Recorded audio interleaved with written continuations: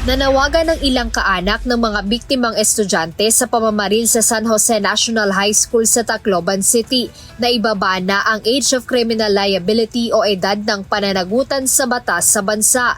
Naging emosyonal si Jeneline Badoria, ina ng isa sa mga nasawing mag-aaral, habang iginigiit na kinakailangan ng mas mabigat na parusa para sa mga salarin.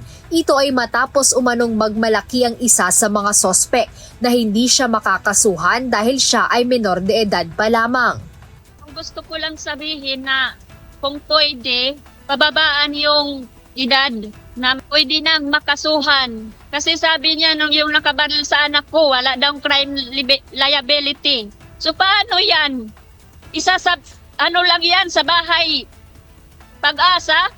Pwede naman siyang makulong doon sa ibang pasilidad na pwede sa kanilang edad para din nila maramdaman yung sakit, yung parusa na karapat dapat sa kanila eh. Disiplinahin din sila. Kaya nga yung bata pag makakasala, di ba? Disiplinahin, turuan ng maayos, turuan ng tama. Sabihin na yun, hindi yung tama yung ginagawa mo. Hindi yung tama. Di ba paparusahan yan? Papaluhurin? Papaluon ng senturon, di ba? Eh yung bata na yan, nakamatay yan eh. Nakamatay yan. Nakamatay yan ang tao. So ano? Ibababahay pag-asa lang yun? Ha? So dapat may pasilidad din na karapat dapat sa kanila. Maramdaman din nila yung sakit.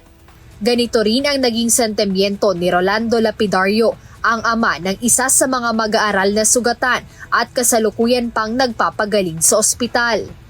Gusto ko rin ibaba yung 15 to 12 years old na para hindi na pamarisan yung pagkagawa ng krimen. Dahil kung hindi natin ibababa yan, mamimihasa yung mga minor de edad na yan eh. Marami pang batang papatayin dahil hindi sila makukulong. Hustisya rin ang panawagan ng kapatid ng isa pang estudyanteng sugatan sa naturang school shooting. Sana mabigyan ng hustisya yung mga nabiktima, lalong-lalo na po sa mga namatayan. At sana po hindi maging hadlang ang pagiging minor de edad para makulong. Kasi parang unfair naman po na ganun-ganun na lang. Sa kasalukuyan, batay sa Republic Act 9344 o Juvenile Act, ang mga batang 15 taon pababa sa oras na ginawa ang isang paglabag o krimen ay may absolute exemption o walang pananagutang kriminal. Ibig sabihin hindi sila maaaring ikulong kahit ano pa ang nagawa nilang krimen tulad ng pagpatay o rape. Sa halip ang bata ay maaaring idadaan sa isang intervention program sa ilalim ng batas tulad ng paglalagay sa kanya sa Social Welfare Department. Jedne Resina, UNTV News and Rescue. Diyos ang aming sandigan, serbisyo publiko ang aming pinahahalagahan.